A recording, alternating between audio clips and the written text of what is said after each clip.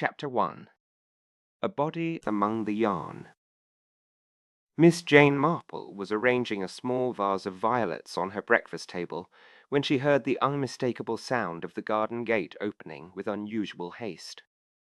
Glancing through the lace curtains, she observed her friend, Mrs. Dolly Bantry, hurrying up the garden path with an expression that immediately told Miss Marple that something out of the ordinary had occurred. "Jane!" exclaimed Mrs. Bantry, as she burst into the cottage, not waiting for Miss Marple's elderly maid to answer the door. "The most dreadful thing has happened. Poor Mrs. Blackett has been found dead in her shop." Miss Marple's faded blue eyes widened slightly, but she maintained her composure as she guided her agitated friend to a chair. "Dear me," she murmured. "How very distressing. Do sit down, Dolly, and tell me what has happened." "It was young Timothy Wells who found her," Mrs. Bantry continued, removing her gloves with trembling fingers. "When he was delivering the morning paper. The shop door was unlocked, if you please, the lights still on from the night before, and poor Mrs. Blackett lying on the floor behind the counter with balls of wool scattered all around her." "How very sad," said Miss Marple, pouring a cup of tea for her friend. "I was in Wool & Whispers only yesterday afternoon, buying some wool for Raymond's birthday present.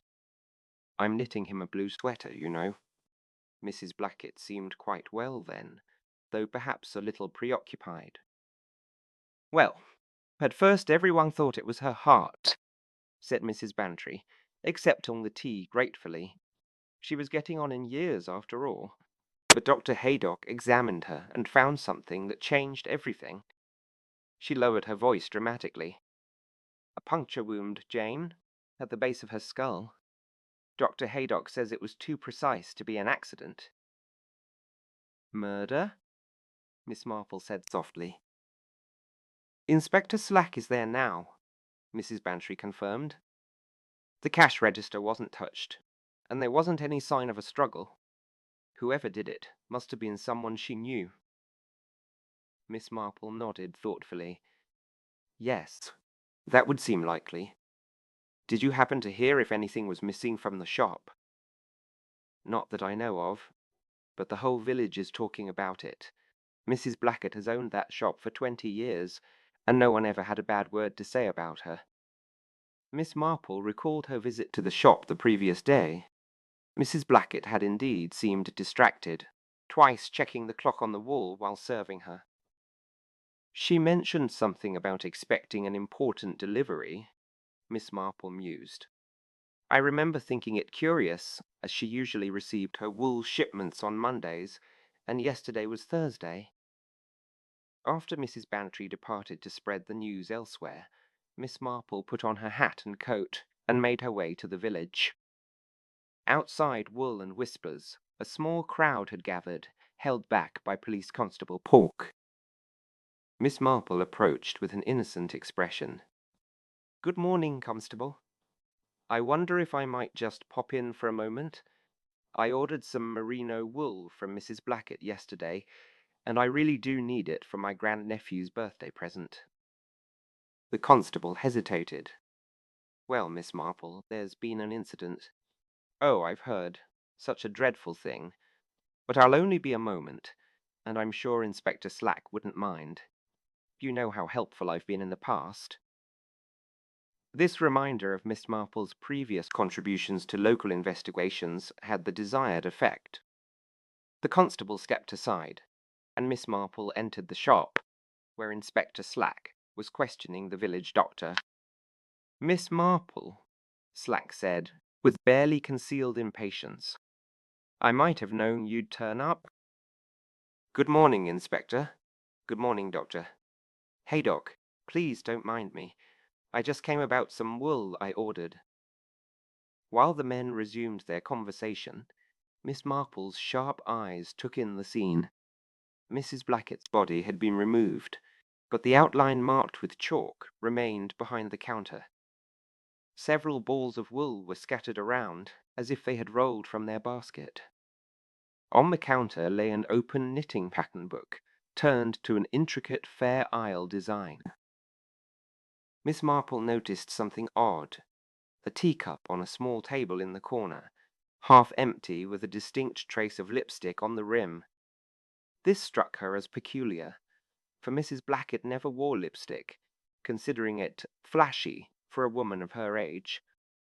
Most curious of all was an expensive skein of cashmere, partially unwound and then rewound somewhat carelessly. Miss Marple moved closer to examine it. The wool had clearly been handled by someone in a hurry, as if searching for something inside it. "Have you found what you needed, Miss Marple?" Inspector Slack's voice broke into her observations. "Oh, I don't see my wool. Perhaps Mrs. Blackett hadn't set it aside yet. Such a tragedy, Inspector. Did Dr. Haydock determine when she died?" "Between 6 and 9 last evening," the doctor replied, "after closing time, but not too late into the night." "I see. And the wound?" Dr. Haydock glanced at Inspector Slack, who nodded reluctantly. "A thin, sharp object," the doctor said. "It penetrated the base of the skull with considerable precision.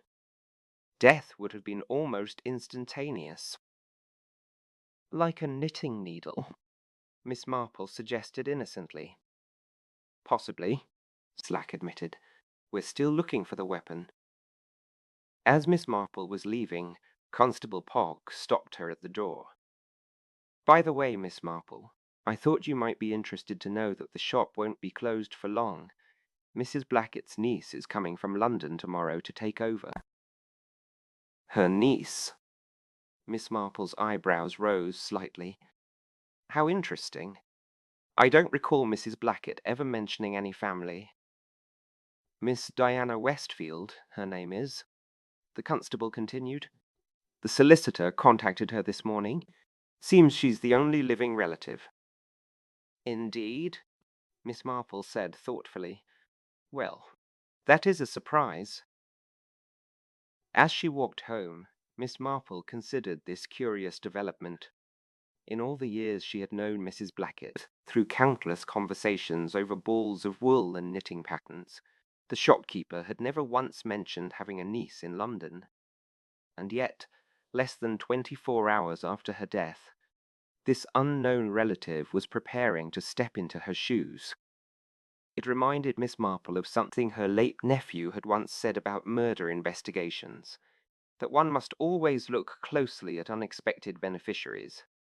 She wondered what kind of woman this Diana Westfield might be, and what she might know about a puncture wound, a lipstick-stained teacup, and a ball of cashmere wool that someone had searched with such obvious urgency. Miss Marple decided she would need to buy more wool very soon. After all, one could never have too much wool for winter knitting projects, especially when a mystery was unraveling alongside one's stitches. Chapter 2. The New Shop Owner. Miss Diana Westfield arrived in St. Mary Mead on the afternoon train from London. Several curious villagers happened to be present at the station when she alighted, though none would have admitted they had timed their errands specifically for this purpose. The new arrival did not disappoint those seeking gossip fodder. She cut a striking figure as she stepped onto the platform, tall and slender, dressed in a fashionable charcoal suit that spoke of London tailoring and considerable expense. Her dark hair was arranged in a sleek bob, and large sunglasses shielded her eyes despite the overcast day. A porter struggled behind her with two substantial leather suitcases.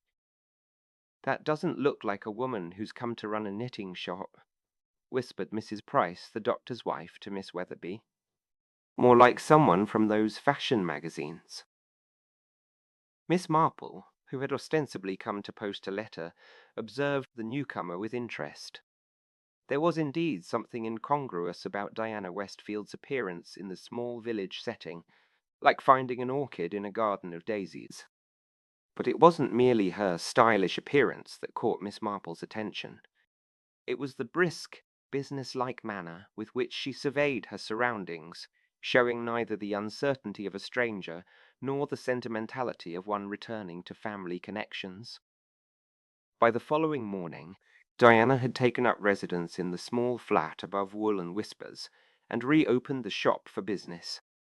Miss Marple, armed with the legitimate excuse of needing pearl buttons for a cardigan, was among the first customers. The interior of the shop had already undergone subtle changes. The displays were more orderly, the lighting brighter, and a small sign near the register announced, "New stock arriving soon. Modern patterns and luxury fibers." "Good morning," Miss Marple said pleasantly. "You must be Mrs. Blackett's niece. What a sad occasion for your first visit to our village." Diana looked up from the ledger she was examining. "Yes, quite sad. Though I'm afraid Aunt Margaret and I weren't particularly close." Miss Marple noted the use of Mrs. Blackett's first name, something few in the village ever employed, and the absence of any real sorrow in the younger woman's tone. "I'm Miss Marple. I was a regular customer of your aunt's. Such a shocking tragedy." "Yes, the police have been quite thorough in their questions," Diana replied, closing the ledger with a snap. "Pearl buttons, was it? I'm afraid I'm still learning where everything is kept." "Over there, I believe. Third drawer from the window." Miss Marple pointed. Your aunt was very methodical about her organization. As Diana moved to retrieve the buttons, Miss Marple added conversationally, "I wasn't aware that Mrs. Blackett had any family. She never mentioned a niece in all the years I knew her." Diana's hand paused momentarily. "We weren't in regular contact. My mother, her sister, had a falling out with her years ago. Family disagreements, you know how they can be." "Indeed," murmured Miss Marple, though she had noticed Diana check her wristwatch for the third time since she'd entered the shop. "And will you be staying in St. Mary Mead permanently? It must be quite a change from London." "For the foreseeable future," Diana replied vaguely. "I need to sort out the business affairs before making any long-term decisions. I don't know much about knitting myself, but I can certainly manage a shop. The business was doing quite well, I believe. Your aunt mentioned recently that she had acquired some valuable vintage patterns. Quite a coup for a small village shop." At this, Diana's expression sharpened with interest. "Did she mention any details about these patterns?" "Only that they were from the 1920s, I believe, and highly sought after by collectors." "How fascinating," Diana said, though her tone suggested more than casual interest. "I haven't come across anything like that in the inventory yet. Perhaps she kept special items elsewhere." Throughout the conversation, Miss Marple couldn't help but notice how Diana's gaze repeatedly drifted to the corner of the shop where her aunt's small office was located. A tiny room with a desk and filing cabinet separated from the main shop by a beaded curtain. "Well, I mustn't keep you," Miss Marple said, paying for her buttons. "You must have so much to organize. If there's anything you need to know about the village, please don't hesitate to ask." "That's very kind," Diana replied, already turning her attention back to the ledger. As Miss Marple left the shop, she encountered Inspector Slack on the pavement outside. "Ah, Miss Marple," he said, with his customary lack of enthusiasm. "Been introducing yourself to the new shopkeeper, I see. Such a tragedy for her to inherit in these circumstances," Miss Marple replied. "Have you made any progress with your investigation, Inspector?" "We're pursuing several lines of inquiry," he answered stiffly, which Miss Marple correctly interpreted to mean they had made little headway. "I've been interviewing the shop's regular customers. Seems Mrs. Blackett was quite excited about some old knitting patterns she'd acquired recently." "Yes, she mentioned them to me as well. Patterns from the 1920s, I believe." "That's right. Apparently quite valuable to collectors." though we haven't found them among her effects. I don't suppose you noticed anything unusual when you visited the shop the day before her death?" Miss Marple considered. She seemed preoccupied, certainly. She mentioned expecting an important delivery, and she checked the time twice while serving me, which wasn't like her at all. Inspector Slack made a note in his pocketbook. "We'll look into it. Good day, Miss Marple." Later that afternoon, Miss Marple took tea with Miss Weatherby, the village's most reliable source of gossip, who was practically bursting with new information. "You'll never guess what I saw on the night poor Mrs. Blackett was murdered," she began without preamble. "I was walking Truffles, you know my little Pomeranian, past the shop after closing time, around 7 o'clock, and there was a smart London car parked nearby, one of those expensive ones with the leather seats." "Indeed?" Miss Marple encouraged. "Yes, and a well-dressed gentleman got out. Most distinguished looking, with silver hair. And," she lowered her voice dramatically, "he had a key. He unlocked the shop door and went straight in, as comfortable as you please." "How very interesting," Miss Marple murmured. "Did you mention this to Inspector Slack?" "First thing this morning. He seemed quite excited about it too, which makes me think it must be important." The next day, Miss Marple observed a flurry of activity at Wool and Whispers. Diana appeared to be reorganizing the shop, discarding various items that had accumulated during her aunt's tenure.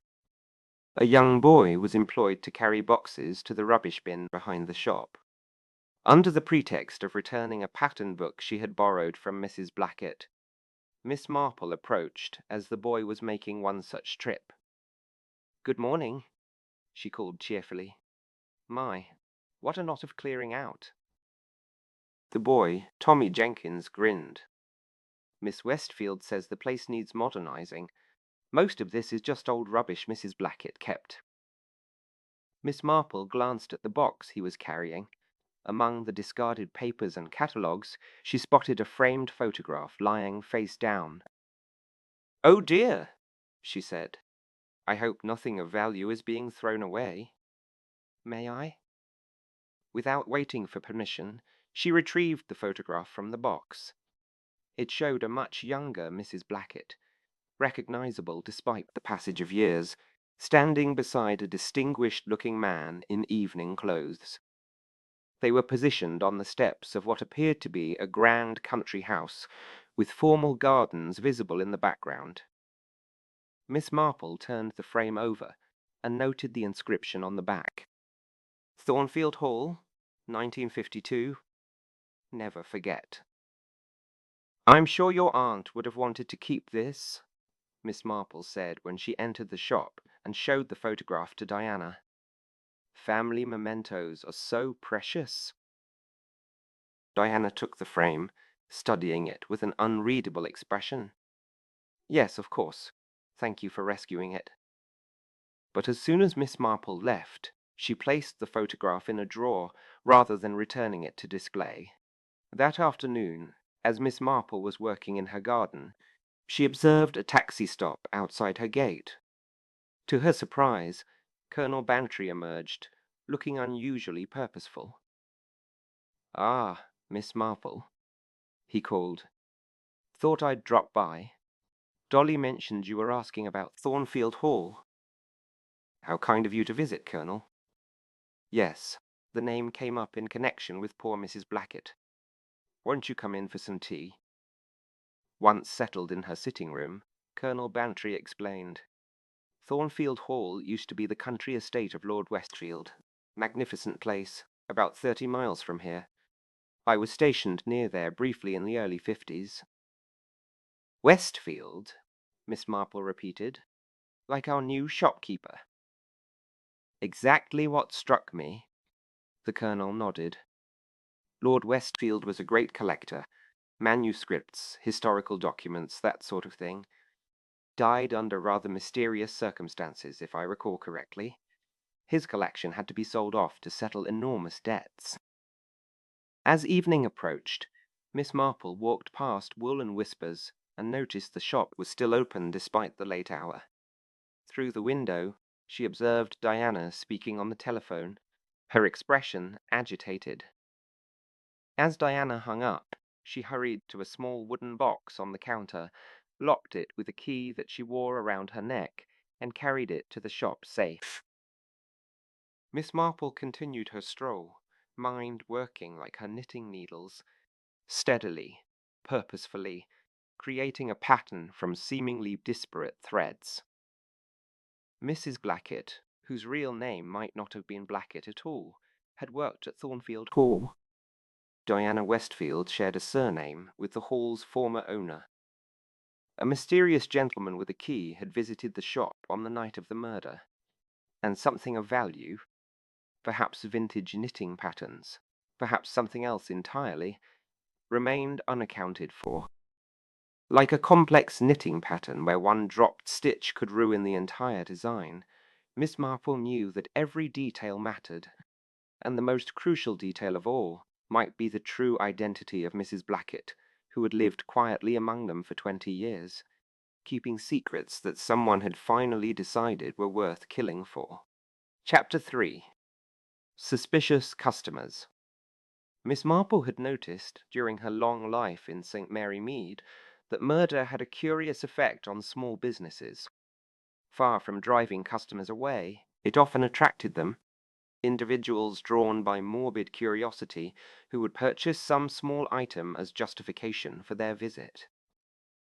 Woolen Whispers was experiencing just such a phenomenon, with a steady stream of unfamiliar faces appearing alongside the regular clientele. Most of these newcomers were easily categorized by Miss Marple's experienced eye, the type of people who slowed their cars when passing accident scenes.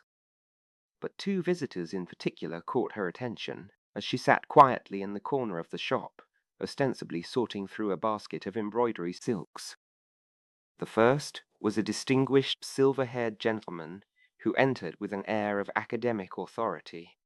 Tall and lean, with gold-rimmed spectacles and a tweed jacket with leather patches at the elbows, he moved with deliberate grace. Miss Marple recognized him immediately as the man Miss Weatherby had described seeing on the night of the murder. "Good morning," he said to Diana Westfield. "I'm Professor Hargreaves. I understand you've taken over from Mrs. Blackett." Diana's reaction was subtle, but unmistakable to Miss Marple's observant eye, a momentary tensing of the shoulders before she composed her features into a pleasant smile. "Yes, I'm her niece. How can I help you?" "My wife is interested in traditional knitting patterns," the professor explained. Mrs. Blackett was particularly knowledgeable about vintage designs. I was hoping some of that expertise might have been passed along to you. "I'm afraid not," Diana replied. "My aunt and I weren't close. Is there a specific pattern you're looking for?" As their conversation continued, Miss Marple noted how the professor's gaze, like Diana's own the day before, kept drifting toward the office at the back of the shop.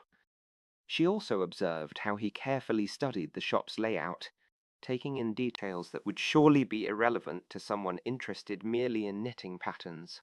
The second visitor arrived shortly after Professor Hargreaves departed.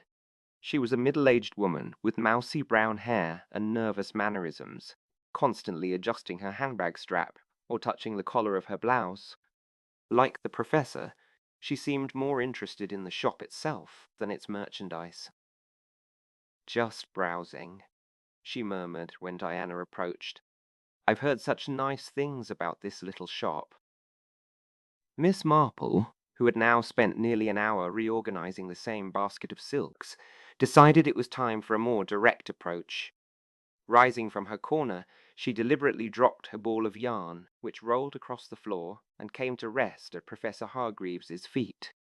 He had returned, apparently having waited outside until the nervous woman entered. "Oh, how clumsy of me!" Miss Marple exclaimed. "Thank you so much, Professor."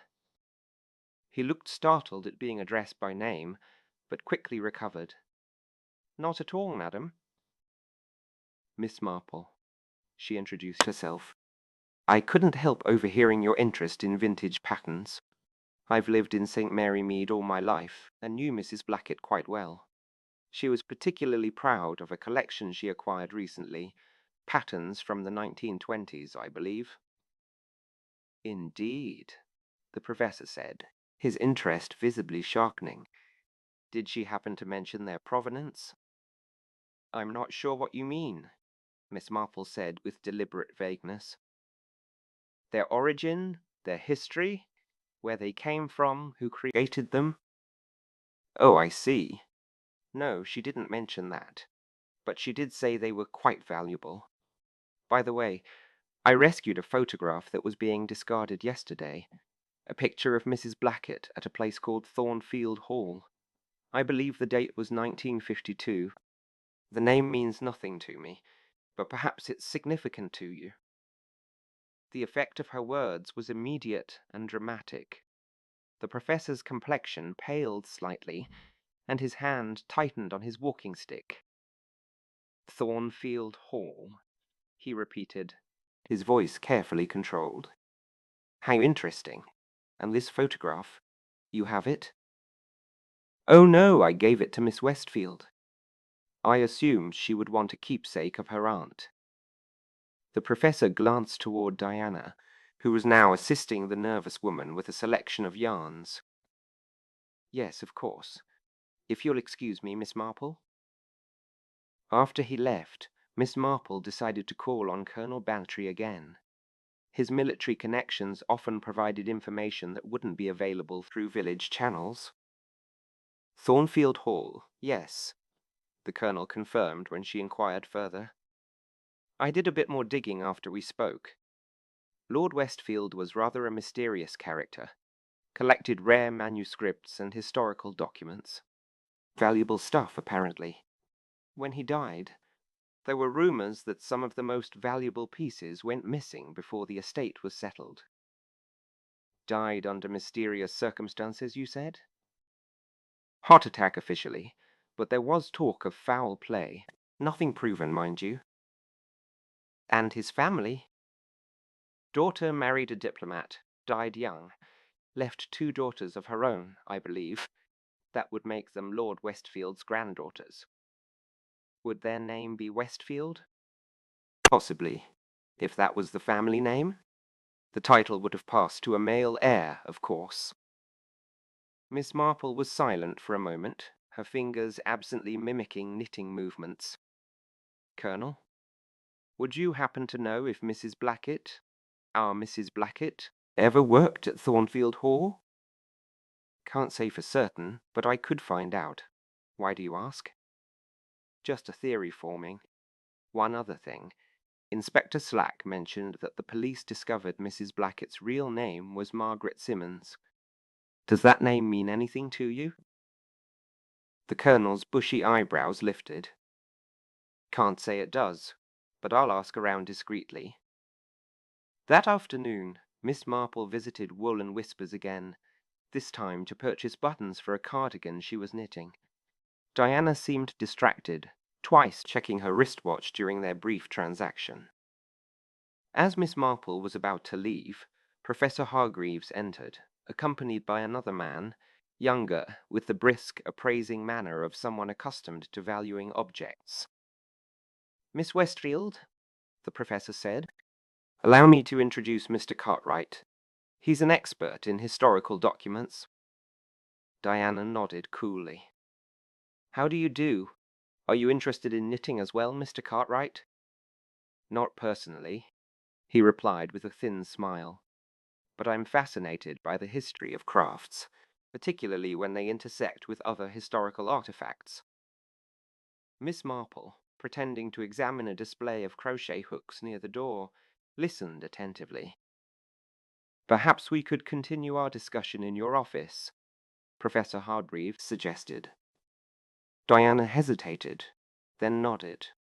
Very well. Miss Marple, will there be anything else? Oh no, thank you. I have everything I need. As she lingered by the crochet hooks, Miss Marple could hear fragments of their conversation through the beaded curtain that separated the office from the main shop.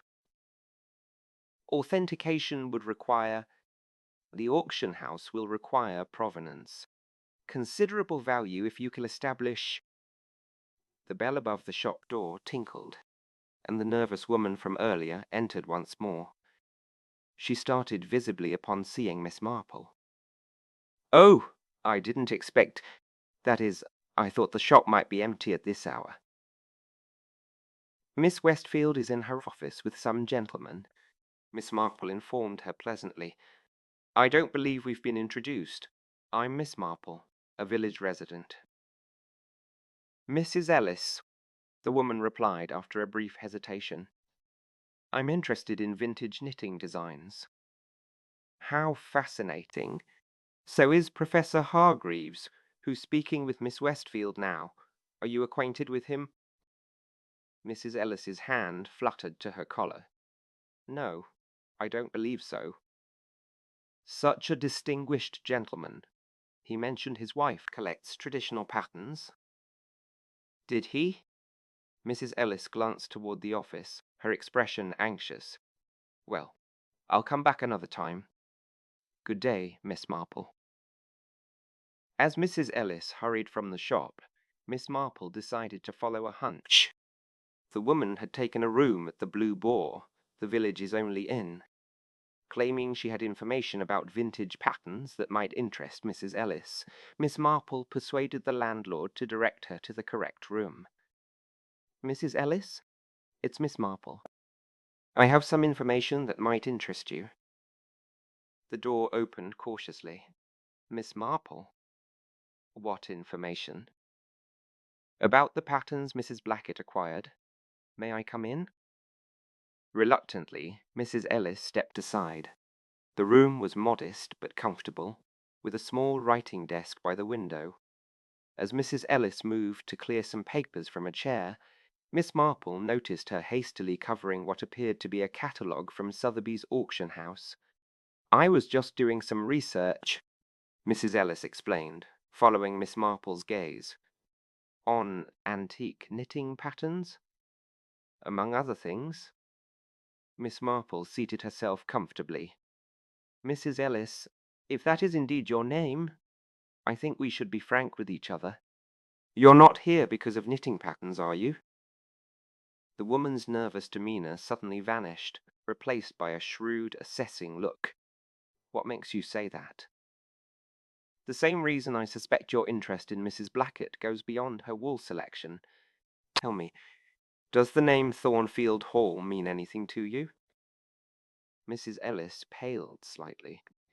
"Why do you ask?" "Because I believe that's where the threads of this mystery lead.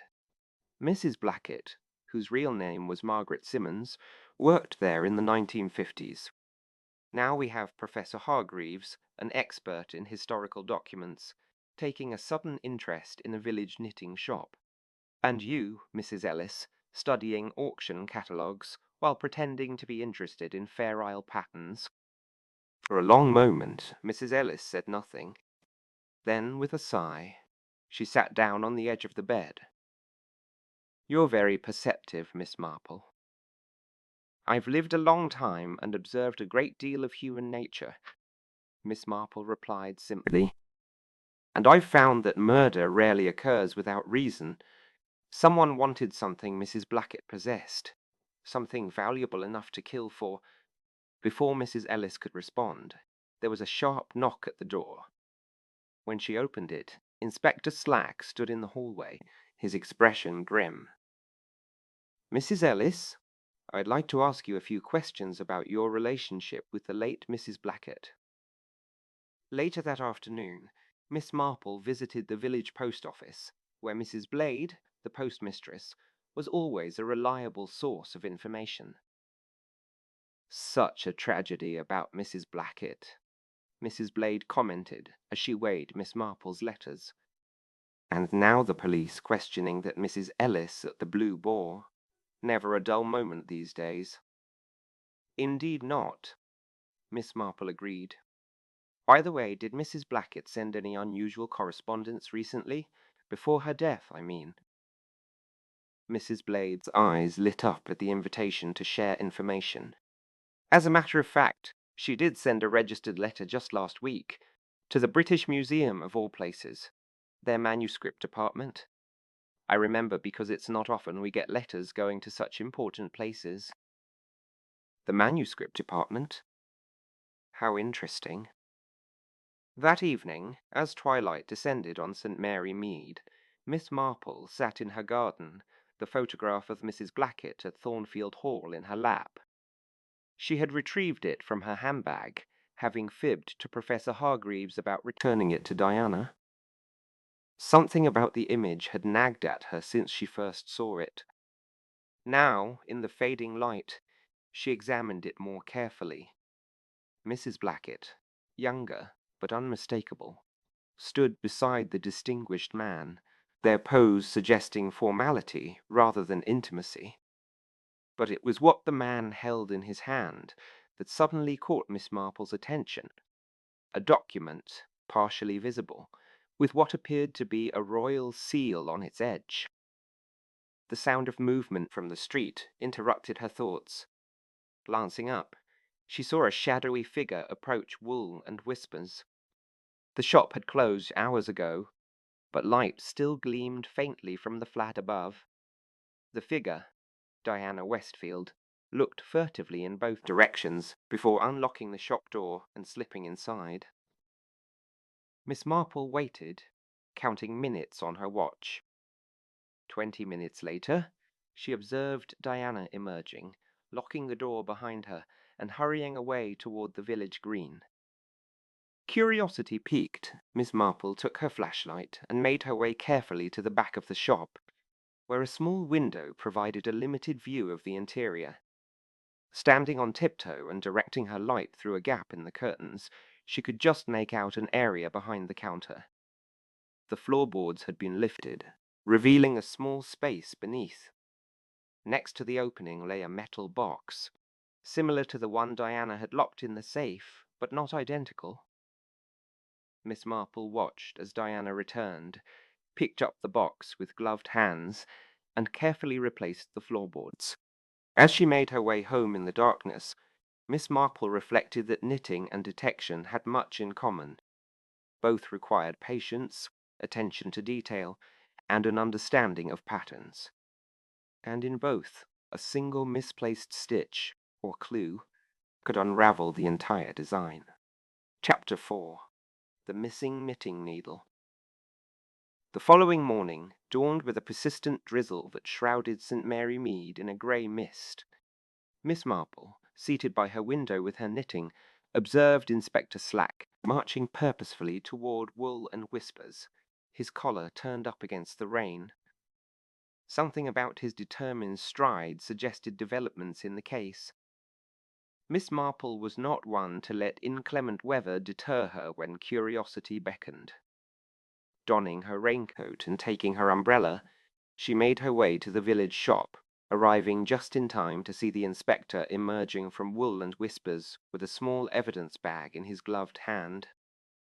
"Good morning, Inspector," she called cheerfully. "I do hope you're making progress." Inspector Slack's expression suggested he was about as pleased to see Miss Marple as he would be to discover moths in his uniform. Miss Marple: "Out early despite the weather, I see." "Just some errands. That looks like an important piece of evidence." The inspector glanced at the bag in his hand. "Perhaps. We're continuing our investigation." "I don't suppose you've located the murder weapon yet?" A flicker of something, satisfaction perhaps, crossed the inspector's usually impassive face. "As a matter of fact, we believe we have. A most unusual implement. A bone knitting needle, quite old by the look of it. Found hidden in the alleyway behind the shop." A knitting needle. Miss Marple's eyes widened in genuine surprise. How terrible! And yet, how appropriate, in a macabre sort of way. Appropriate. Well for poor Mrs. Blackett to be killed with the very tool of her trade. like a gardener being struck down with pruning shears or a carpenter with a chisel. There's a dreadful symmetry to it. Inspector Slack seemed uncertain whether Miss Marple was being ghoulish or philosophical. Yes, well, we'll need to confirm it matches the wound precisely. Dr. Haydock is examining it now. I imagine such a needle would be quite distinctive. Bone needles aren't common these days. Most are steel or plastic. This one is certainly distinctive, ornately carved at the top. Some sort of design. Miss Marple nodded thoughtfully. Mrs. Blackett did mention having acquired a set of vintage bone needles recently. She was quite protective of them. Kept them in a special case. A set, you say? How many would that be? I believe traditional sets contained 5 needles, 4 to hold the stitches and 1 to knit with. Interesting, the inspector murmured, making a note. We've only found one so far. After the inspector departed, Miss Marple entered Wool and Whispers. Diana Westfield was behind the counter, her expression tense. Good morning, Miss Westfield. I've come for some darning wool. The inspector seemed quite pleased with himself just now. He claims to have found the murder weapon, Diana replied, her voice carefully controlled. A knitting needle, of all things. One of your aunt's, I suppose. Apparently, part of an antique set she acquired recently. How distressing for you, Miss Marple sympathized. Did your aunt mention these needles to you? I understand they were quite valuable. Diana's hand paused as she reached for the darning wool. No, she didn't. But the police seem to think they're significant. Inspector Slack has been asking about a complete set, but I've only found an empty case in her belongings. Miss Marple recalled Mrs. Blackett mentioning the needles during her last visit to the shop. Historically significant, she had called them, her voice dropping to an almost conspiratorial whisper. Your aunt once told me those needles had a fascinating history, Miss Marple ventured. Something about royal connections, I believe. Diana's eyes narrowed slightly. Did she go into detail? No, unfortunately, but she seemed to value them for more than just their practical use. I wonder what happened to the rest of the set. Later that morning, Miss Marple visited the village library. Mrs. Price, the librarian, was a former history teacher with a penchant for research. I'm looking for information about Thornfield Hall, Miss Marple explained, particularly regarding Lord Westfield's collection of historical artifacts. Mrs. Price's eyes lit up. The Westfield collection? Oh, yes. It was quite famous in certain circles. I believe I have some newspaper clippings that might interest you. The clippings, carefully preserved in acid-free folders, included several articles about the Westfield collection and its eventual dispersal after Lord Westfield's death. One article in particular caught Miss Marple's attention. Among the more unusual items in Lord Westfield's collection were artifacts associated with Mary, Queen of Scots, including a set of bone-knitting needles believed to have been used by the Queen during her imprisonment. According to family legend, these needles served a dual purpose. Mary supposedly concealed messages inside the hollow handles, communicating with her supporters under the guise of innocent handicraft. Miss Marple read the passage twice, her pulse quickening. If Mrs. Blackett had somehow acquired these historical needles, they would indeed be valuable, not just for their connection to royalty, but for what they might still contain. Upon returning to her cottage, Miss Marple found a note from Colonel Bantry waiting for her. Dear Miss M., inquiries confirm your suspicions. Margaret Simmons was indeed employed at Thornfield Hall from 1948 to 1952 as lady's maid to Lady Westfield. Left suddenly, with no forwarding address. Local gossip suggested an improper relationship with Lord W, but nothing confirmed. We'll telephone with more details. Yours, B. Miss Marple sat in her armchair, fingers steepled beneath her chin. The pattern was becoming clearer. Mrs. Blackett, Margaret Simmons, had worked at Thornfield Hall during the period when Lord Westfield was actively building his collection. She had left abruptly, changed her name, and settled in St. Mary Mead, where she lived quietly for 20 years. Recently, she had acquired a set of bone knitting needles with royal connections, perhaps the very ones from Lord Westfield's collection. And now she was dead, killed with one of those needles, and the rest of the set was missing. The telephone rang, interrupting her thoughts. Miss Marple. Inspector Slack here. Dr. Haydock confirms the knitting needle matches the wound precisely. It's definitely our murder weapon. How dreadful, Miss Marple murmured. Have you identified the carving on the handle? It appears to be a royal crest of some kind. Quite elaborate. We're consulting an expert. An expert like Professor Hargreaves, perhaps? A pause. How did you know about him? He's been visiting the shop regularly, and he's an expert in historical documents, I believe. Another pause. I'd like to speak with you, Miss Marple, at your convenience.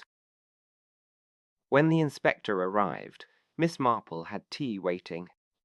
Despite his usual impatience, Slack accepted a cup and settled in her armchair with an air of reluctant respect. You've been observing things again, Miss Marple? Things that might be relevant to our case. Just village comings and goings, she demurred. And a few curious coincidences.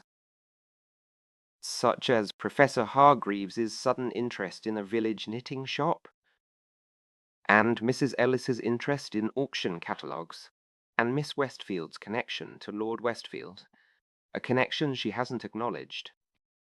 Inspector Slack leaned forward. Go on. Miss Marple shared her discoveries, the newspaper article about the Queen of Scots knitting needles, Colonel Bantry's confirmation of Margaret Simmons's employment at Thornfield Hall, and her own observations of Diana Westfield's suspicious behavior. You believe these knitting needles contain something valuable? Slack asked when she finished. It would explain a great deal, Miss Marple replied. If Mrs. Blackett somehow acquired these historical artifacts, perhaps she took them when she left Thornfield Hall, or perhaps she came by them more recently. They might contain messages or documents of significant historical value. And someone killed her to obtain them. Precisely. And that someone knew exactly what they were looking for. Remember the cashmere wool I mentioned?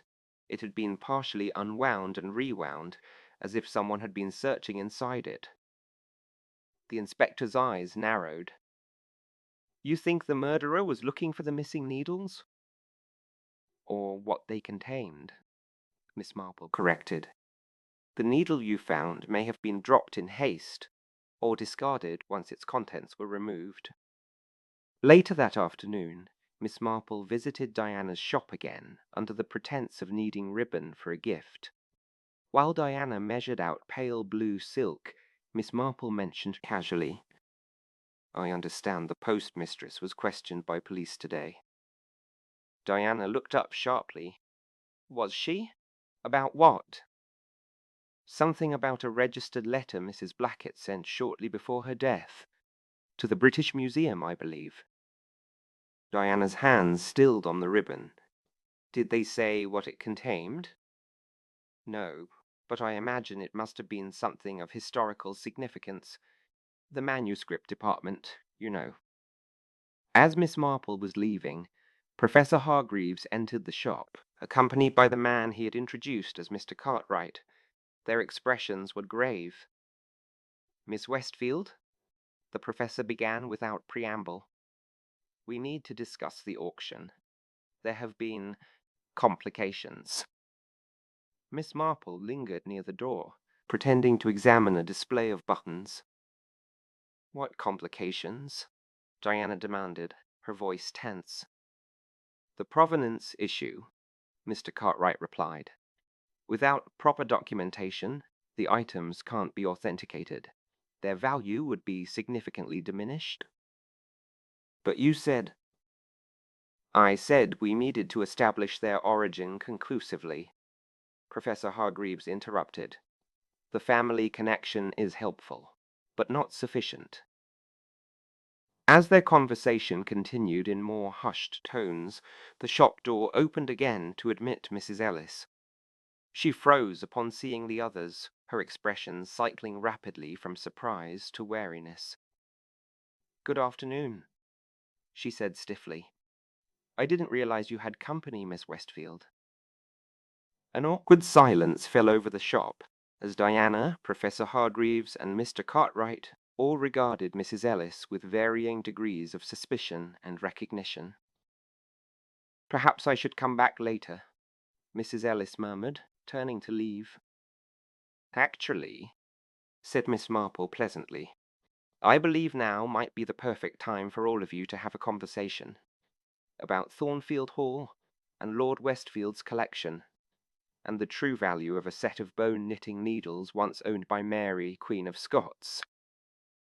4 pairs of eyes turned to Miss Marple in astonishment. "You see," she continued, "I believe the answers to Mrs. Blackett's murder lie in the past, in events that occurred at Thornfield Hall over 20 years ago. And I think all of you know more than you've admitted about those events, and about the historical treasures Mrs. Blackett protected for so long."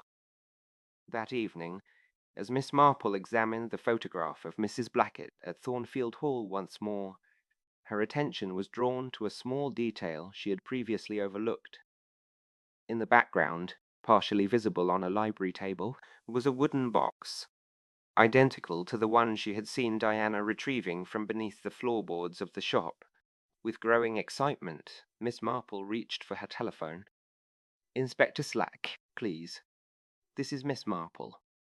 Yes, it is rather late, but I believe I've discovered something quite important about the case." As she waited for the inspector to arrive, Miss Marple carefully examined the carved bone knitting needle she had secreted in her knitting basket, the 5th needle from Mrs. Blackett's set, which she had discovered tucked inside the ball of expensive cashmere yarn she had purchased the day before the murder. Mrs. Blackett had set it aside for her, insisting that particular ball was the perfect shade for her grandnephew's sweater. Turning the needle in her fingers, Miss Marple noted the small, nearly invisible seam around its ornately carved handle. With careful pressure, the handle came apart, revealing a hollow interior, and within it, a tightly rolled slip of parchment, yellowed with age but clearly marked with an elegant, centuries-old hand. Chapter 5. Miss Marple's Trap.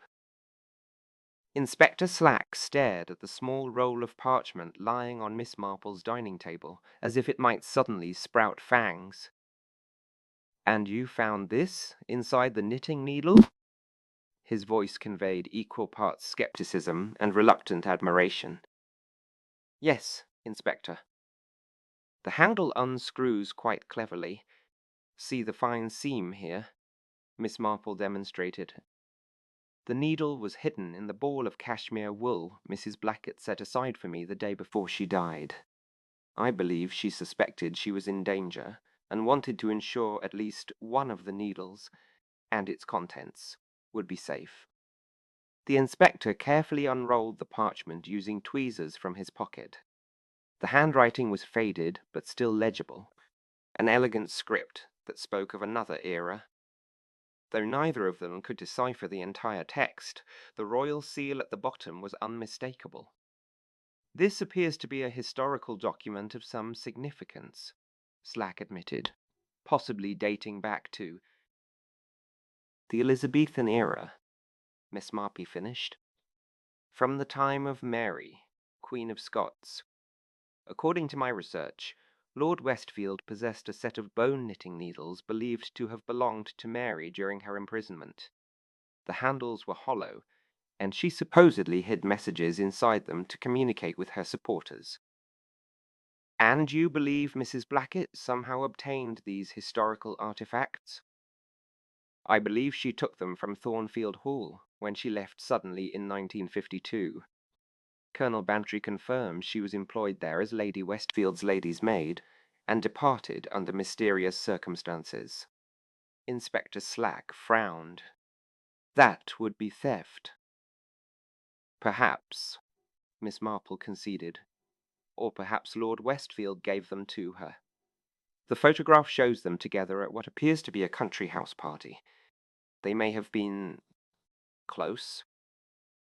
And you think someone killed Mrs. Blackett to obtain these needles and the documents they contained? Precisely. Someone who knew their historical and monetary value. The inspector paced the small room, his mind working.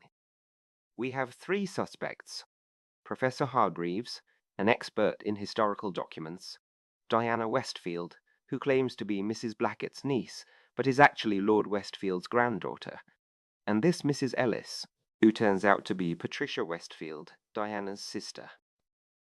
All with potential motives, Miss Marple agreed. Professor Hargreaves for scholarly reputation or financial gain, the Westfield sisters to reclaim what they might consider their family heritage. But which one actually committed the murder? Miss Marple's fingers worked at her knitting, needles clicking rhythmically as she considered.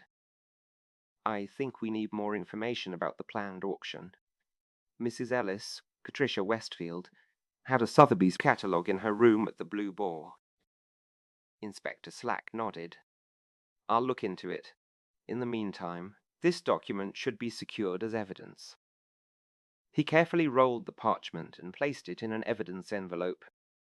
After the inspector departed, Miss Marple telephoned Colonel Bantry.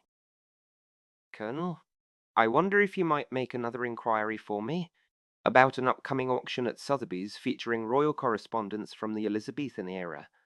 I'd be particularly interested to know who is offering these items for sale. Certainly, Miss Marple. I'll see what I can discover. The following morning brought a message from Colonel Bantry, requesting Miss Marple join him for tea. She found him in his study, surrounded by notes and a telephone directory. Your auction inquiry proved most interesting. He began without preamble.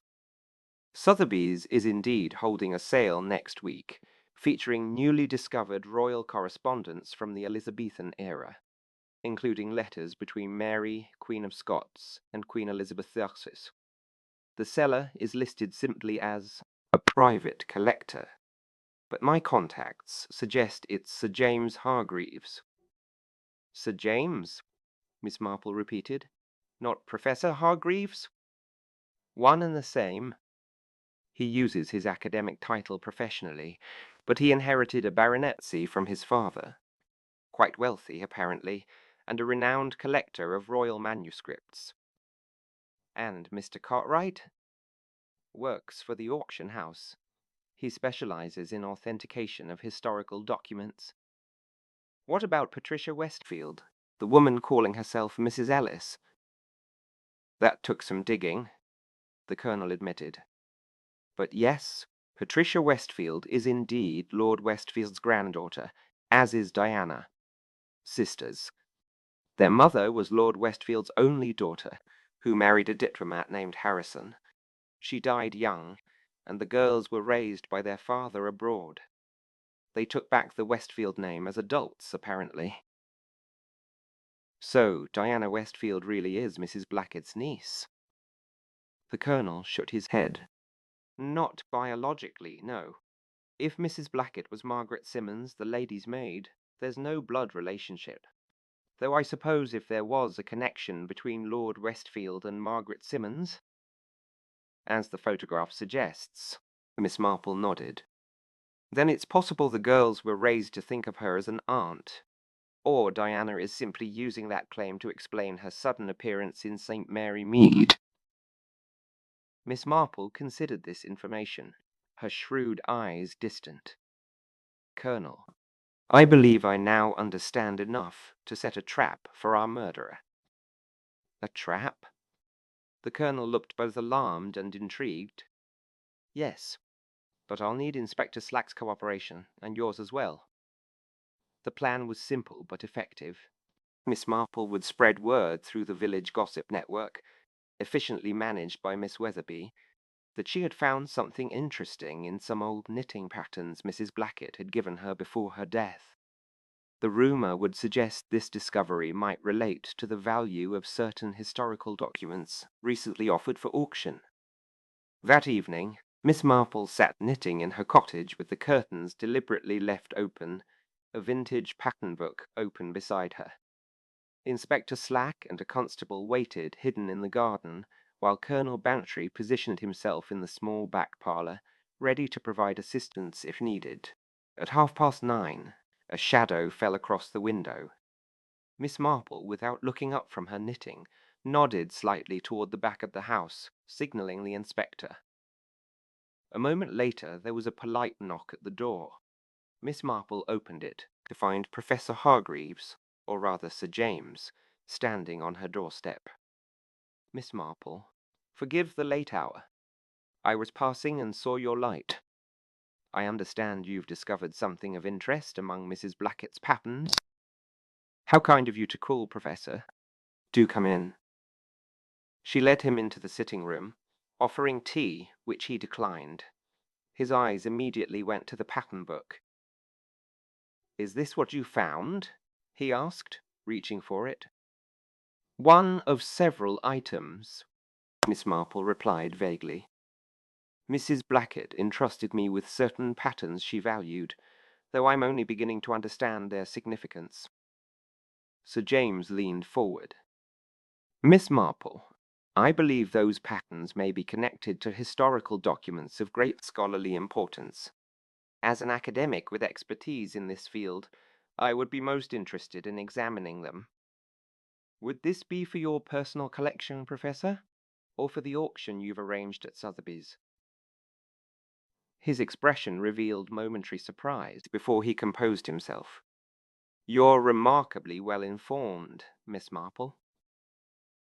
Village life encourages one to be observant, she replied modestly. Before Sir James could respond, there was another knock at the door. Miss Marple excused herself to answer it, returning with Diana Westfield, whose elegant composure faltered when she saw Sir James. Professor Hargreaves, she said coolly. What a coincidence. Miss Westfield. His tone was equally chilly. Or should I say, Miss Harrison? Diana turned to Miss Marple. I apologize for calling so late, but I heard you had discovered something that belonged to my aunt. As her closest relative, I naturally have an interest. Of course, Miss Marple nodded. Though I understand the relationship was not quite as you described it. Diana's expression hardened. Whatever Margaret Simmons may have been to my grandfather is irrelevant. The family collection rightfully belongs to Patricia and me. Possession is 9/10 of the law, Sir James interjected, and I have possession of most of the collection now. Obtained by questionable means, Diana retorted. Their argument was interrupted by a third knock. Miss Marple, with an air of mild surprise that didn't quite reach her eyes, admitted Patricia Westfield, Mrs. Ellis, whose nervous demeanor had been replaced by firm determination. I see I'm not the only one who received word of Miss Marple's discovery, she said, glancing between her sister and Sir James. How convenient that we're all gathered together. Miss Marple returned to her chair and calmly resumed her knitting, while the three visitors regarded each other with undisguised suspicion. Now that you're all here, she said pleasantly, perhaps we can discuss what really happened to poor Mrs. Blackett, Margaret Simmons, and why. I don't see what that has to do with, Diana began. It has everything to do with a set of bone knitting needles once owned by Mary, Queen of Scots," Miss Marple interrupted, "and the valuable historical documents hidden inside them. Documents that someone was willing to commit murder to obtain." She looked at each of them in turn. "One of you killed Mrs. Blackett, and I believe Inspector Slack will be very interested in what we have to discuss." As if on cue, the inspector stepped in from the garden, followed by his constable. "Good evening, ladies and gentlemen. I hope you don't mind if I join this gathering." The faces of the three visitors registered varying degrees of alarm and resignation as Inspector Slack closed the door firmly behind him. "Now then," he said, "I think it's time we heard the full story about these historical documents and their connection to the murder of Mrs. Margaret Blackett, formerly known as Margaret Simmons." A tense silence fell over the room. Miss Marple's knitting needles clicked steadily, the only sound apart from the ticking of the clock on the mantelpiece. She observed the three suspects with calm interest, noting their reactions. Sir James maintained his academic poise, but couldn't hide the tension in his shoulders. Diana's expression was one of calculation, her eyes darting between the others as if measuring her options.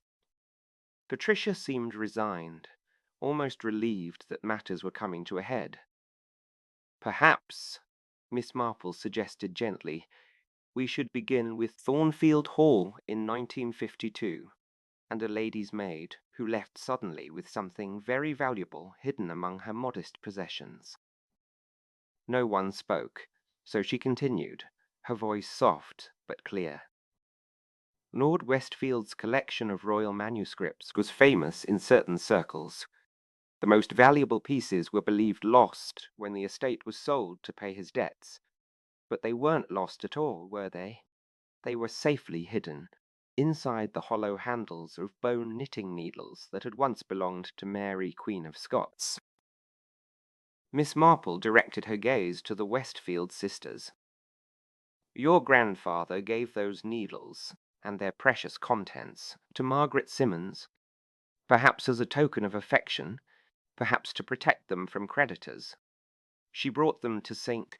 Mary Mead, changed her name, and opened a knitting shop, the perfect cover for someone in possession of historical knitting implements." "That's absurd," Diana protested. "Those documents belong to our family. She stole them." "Did she?" Miss Marple asked mildly. "Or was she protecting them, perhaps even for you? After all, she contacted you recently, didn't she? She must have known who you were." Diana's expression faltered slightly. "She wrote to me last month. Said she had something that belonged to my grandfather, something she wanted to return to the family. I had no idea what she meant until I came here and found her records." "And the knitting needles," Sir James added. "I've been searching for those documents for years.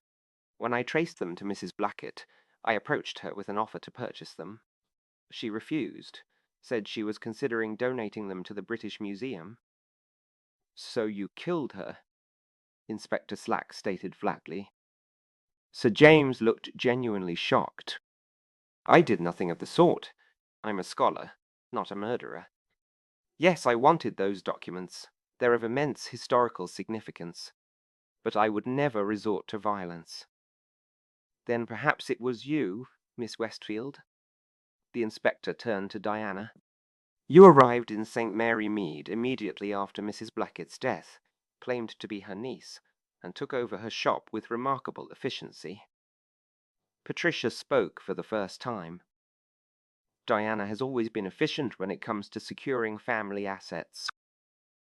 Diana glared at her sister. "I came because I was invited, just as you did. The difference is that I didn't skulk around under a false name." "I was investigating," Patricia replied. "I suspected Mrs. Blackett, or Margaret Simmons, had taken items from our grandfather's collection. I wanted to understand what was happening before confronting her. But when I arrived in the village, she was already dead. And the auction at Sotheby's? Miss Marple inquired. Whose idea was that? An uncomfortable silence fell over the room. I see. Miss Marple nodded. So it seems each of you had motive and opportunity, but only one of you actually committed the murder. And I believe the final knitting needle, the one Mrs. Blackett entrusted to me, will provide the proof Inspector Slack needs. All eyes turned to Miss Marple as she reached for her knitting basket. You see, she explained, Mrs. Blackett knew she was in danger. That's why she separated the needles and hid them in different locations. The one she gave me contains a document that not only proves the provenance of the collection, but also, I believe, identifies who would have the strongest motive to kill for it. As Miss Marple handed the evidence envelope containing the document to Inspector Slack, the three suspects exchanged glances of mounting apprehension. The elderly lady's trap had been sprung, and one of them was about to be revealed as a murderer. Chapter 6. The Final Stitch.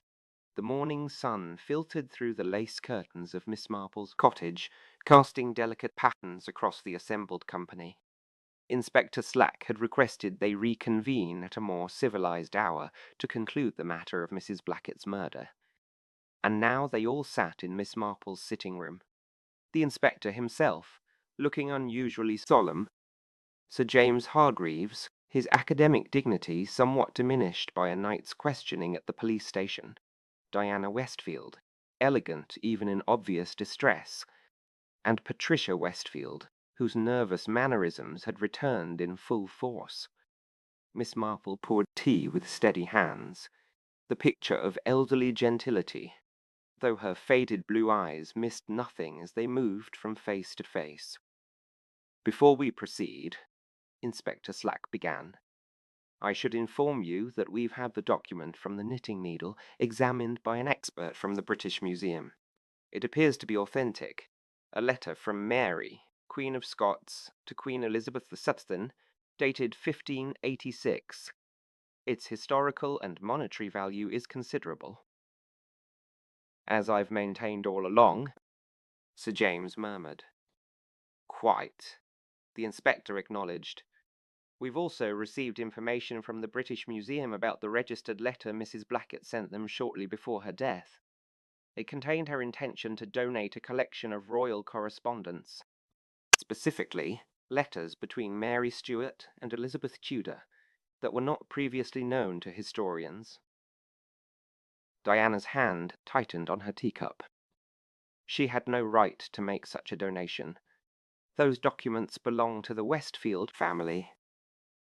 That is a matter for the courts to decide, Inspector Slack replied.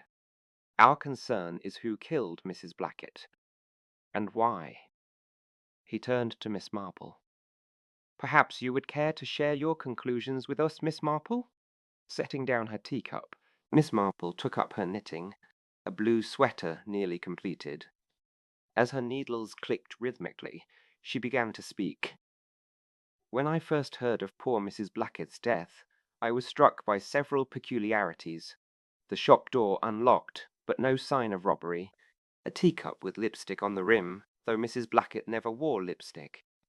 And most curiously, an expensive skein of cashmere wool that had been partially unwound and rewound, as if someone had been searching inside it. Her needles paused momentarily. These details suggested the killer was someone Mrs. Blackett knew, and admitted willingly to the shop after hours. Someone looking for something specific, something small enough to be hidden in a ball of wool. She resumed her knitting.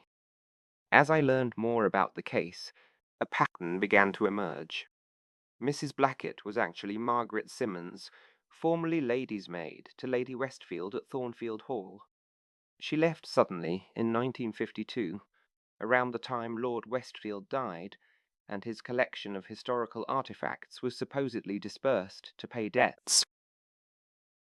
But the most valuable items in that collection A series of previously unknown letters between Mary, Queen of Scots, and Queen Elizabeth weren't sold at all. They were hidden inside a set of bone knitting needles, once owned by Mary herself, which Margaret Simmons took with her when she left Thornfield Hall. Stole, you mean? Diana interjected. Perhaps, Miss Marple conceded, or perhaps Lord Westfield gave them to her for safekeeping. The photograph I found, showing them together at Thornfield Hall, suggests they may have had a relationship beyond that of employer and servant. Patricia nodded slowly. There were always rumours. Our mother mentioned once that grandfather had been fond of a certain member of the household staff. We were too young to understand the implication at the time. For 20 years, Miss Marple continued, Margaret Simmons lived quietly in St. Mary Mead as Mrs. Blackett, occasionally selling a minor document to support herself while protecting the most valuable letters. Her knitting shop provided the perfect cover for possessing antique knitting implements. Recently, however, she decided the historical significance of the letters outweighed their monetary value. She contacted the British Museum, offering to donate the collection for scholarly study. But first, as a courtesy, she reached out to Lord Westfield's granddaughters, his rightful heirs. She wrote to me, Diana admitted. Said she had something that belonged to our grandfather, something of great value that she wanted to discuss. I assumed it was jewelry, or perhaps a small artwork. I had no idea she possessed historical documents worth a fortune. Meanwhile, Miss Marple continued, Sir James Hargreaves had been independently researching the missing Westfield collection for years. Somehow, perhaps through academic contacts at the British Museum, he learned of Mrs. Blackett's intention to donate the letters. He approached her with an offer to purchase them instead, but she refused. Sir James shifted uncomfortably. I merely wished to ensure the documents received proper scholarly attention. My offer was generous.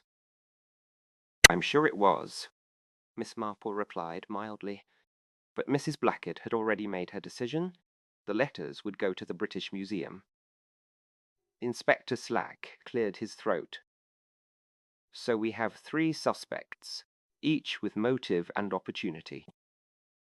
Sir James wanted the documents for his collection and academic prestige. Miss Diana Westfield believed they belonged to her family by right of inheritance, and Miss Patricia Westfield shared that claim. Actually, Miss Marple corrected gently, we have only one viable suspect. You see, on the night of the murder, Miss Patricia Westfield was dining with the vicar and his wife, a fact easily verified. And Sir James Hargreaves was giving a lecture at the Royal Historical Society in London until 9 p.m. Too late to have returned to St. Mary Mead for the time of death established by Dr. Haydock. All eyes turned to Diana, whose composed expression had begun to crack. The murder wasn't premeditated, Miss Marple said softly. Mrs. Blackett invited Diana to the shop after hours to show her the collection and explain her intention to donate it. In a moment of opportunity, perhaps anger, perhaps greed, Diana grabbed one of the bone needles and struck her aunt at the base of the skull. She wasn't my aunt, Diana said, her voice barely audible. No, she wasn't, but she had been close to your grandfather, perhaps loved him in her way, and she had protected these valuable documents for decades, when she might have sold them for her own benefit. Diana's composure crumbled entirely. She was going to give them away. Historical documents worth millions, my family's legacy, donated to a museum without a thought for what that would mean for Patricia and me. Our father spent everything re-establishing our position after grandfather's disgrace. Those letters could have secured our future. So you killed her, Inspector Slack stated.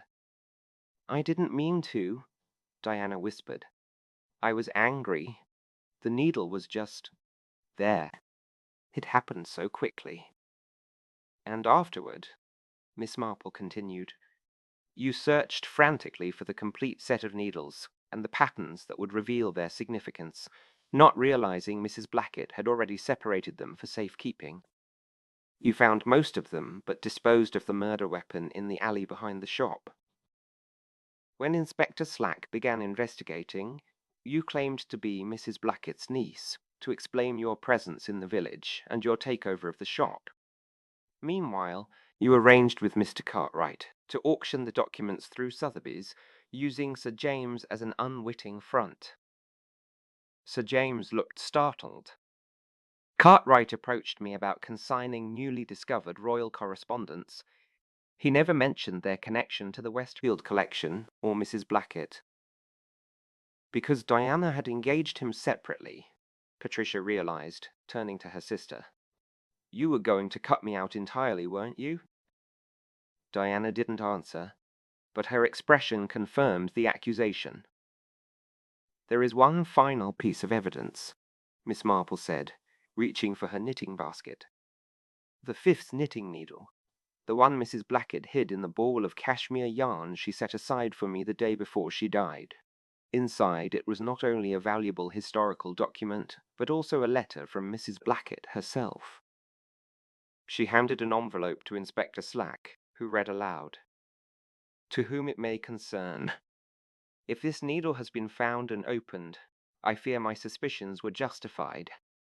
I have been contacted by Diana Westfield, who claims to be interested in her family history, but her questions focus too intently on her grandfather's collection. I believe she suspects I have the missing Stuart letters and means to acquire them by any means necessary. I have written to the British Museum offering to donate the complete collection for scholarly study, as Lord Westfield would have wished. If anything happens to me, please ensure this wish is honoured. Margaret Simmons, Mrs. Blackett. The room fell silent as the letter's implications settled over them. Finally Diana spoke, her voice hollow. I never meant to kill her. I just wanted what rightfully belonged to our family. Inspector Slack nodded to the constable waiting by the door. Diana Westfield, I am arresting you for the murder of Margaret Blackett, also known as Margaret Simmons. You do not have to say anything, but it may harm your defense if you do not mention when questioned something which you later rely on in court. As Diana was led away, Patricia turned to Miss Marple. You knew all along, didn't you? About the needles, the documents, everything. Not all along, Miss Marple demurred, but the pattern became clear as more threads were revealed. Your sister overlooked one crucial detail. Mrs. Blackett was an experienced knitter. She would never leave an expensive ball of cashmere yarn unwound by accident. She deliberately placed that needle where she thought it would be safe, with someone who would understand its significance. Later, after the others had departed, Miss Marple sat alone in her garden, completing the blue sweater for her grandnephew.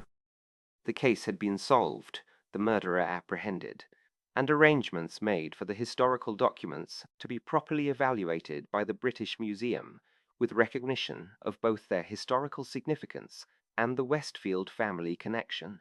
Patricia had decided to remain in St. Mary Mead, temporarily, expressing her intention to reopen the knitting shop in honour of Margaret Simmons's memory.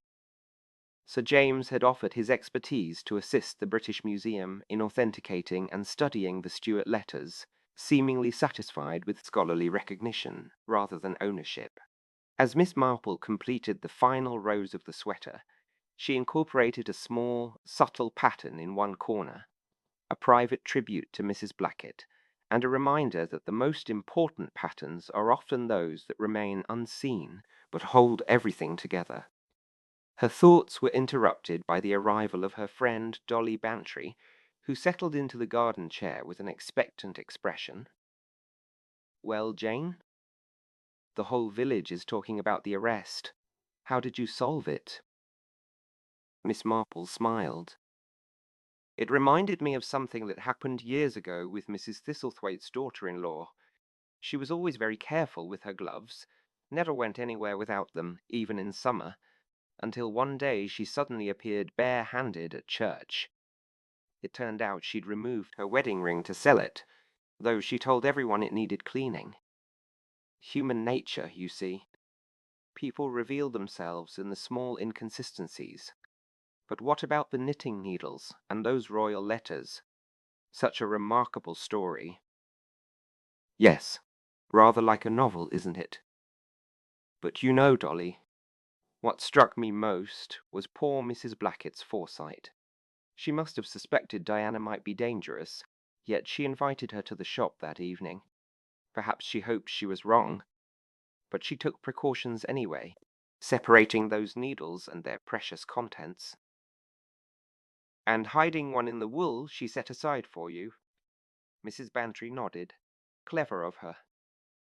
She knew I was a knitter, Miss Marple said simply, and knitters understand the value of patience, of working stitch by stitch until the pattern reveals itself.